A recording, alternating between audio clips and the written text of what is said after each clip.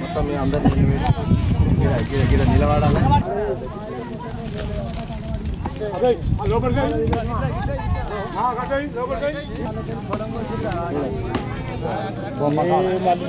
ఎక్కడ మళ్ళీ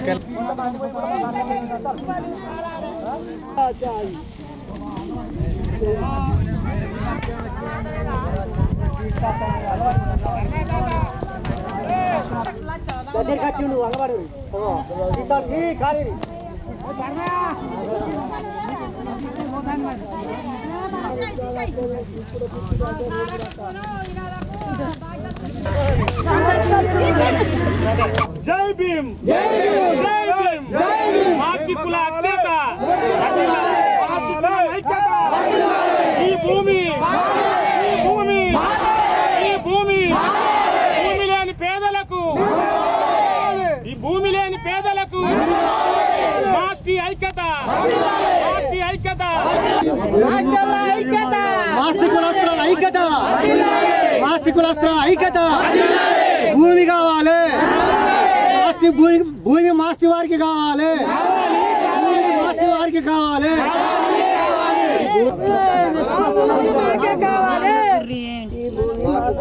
భూమి లేని పేదలకు, లేని పేదలకు ఆస్తికుల ఐక్యత, ఆస్తికుల ఐక్యత.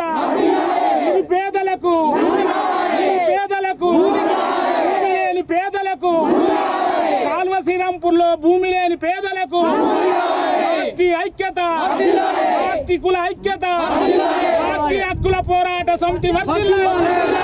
ఆస్తి హక్కుల పోరాట, భూమి లేని పేదలకు, భూమి లేని పేదలకు ఆస్తికుల ఐక్యత, ఆస్తికుల ఐక్యత, ఆస్తికుల ఐక్యత.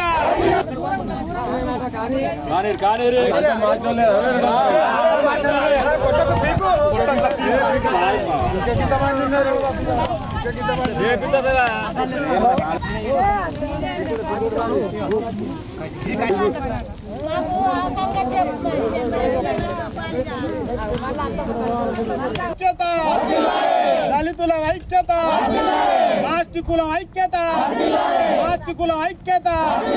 భూమి లేని పేదలకు, భూమి లేని పేదలకు, భూమి లేని పేదలకు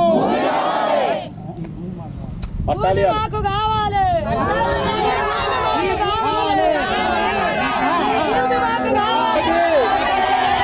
ఈ భూమి పట్ట చేయాలి, ఈ భూమి పట్ట చేయాలి.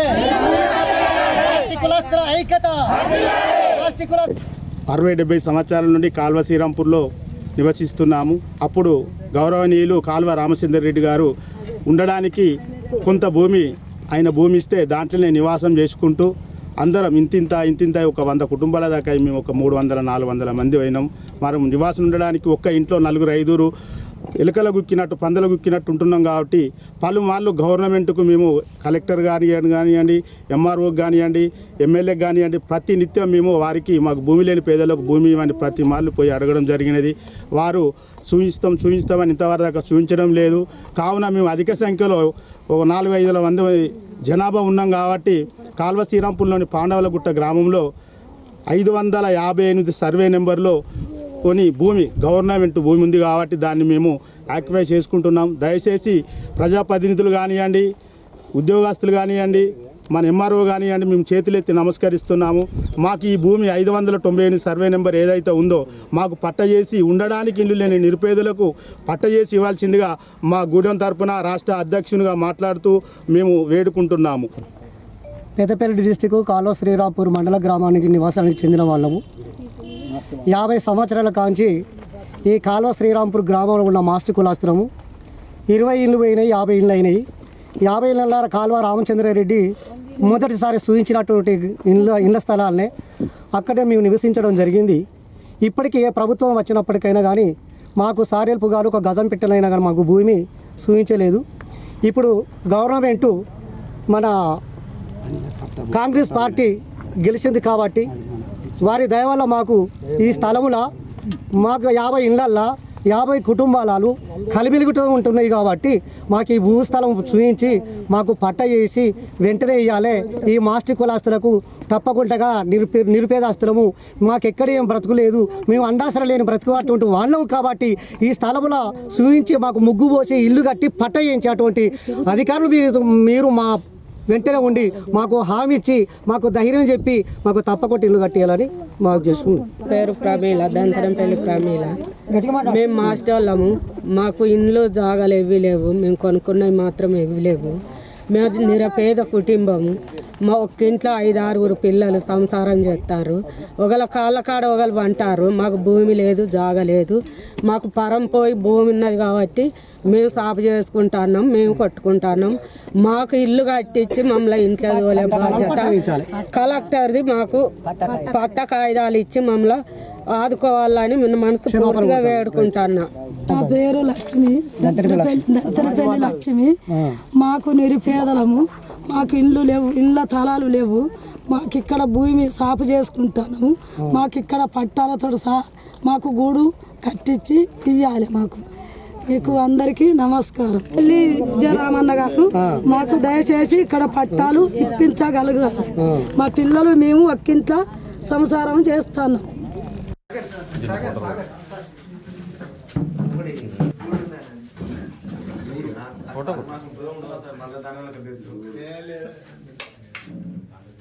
సార్ చూడండి.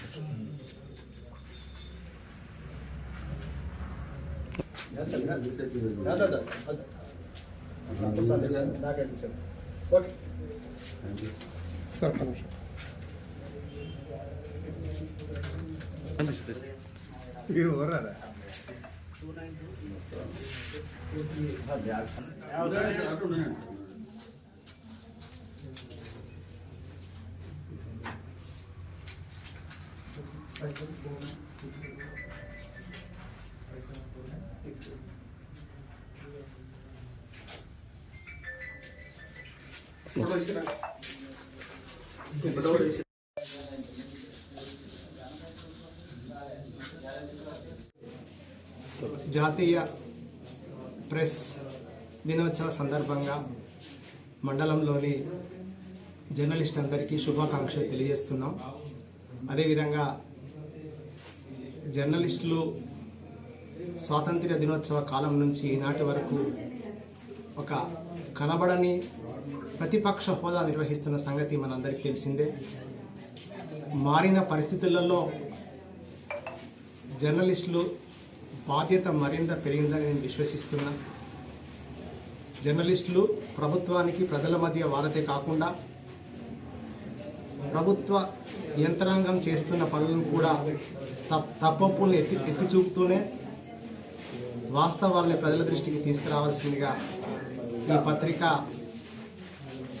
జాతీయ పత్రికా దినోత్సవం సందర్భంగా పత్రికా సోదరులందరికీ మనవి చేస్తున్నాను.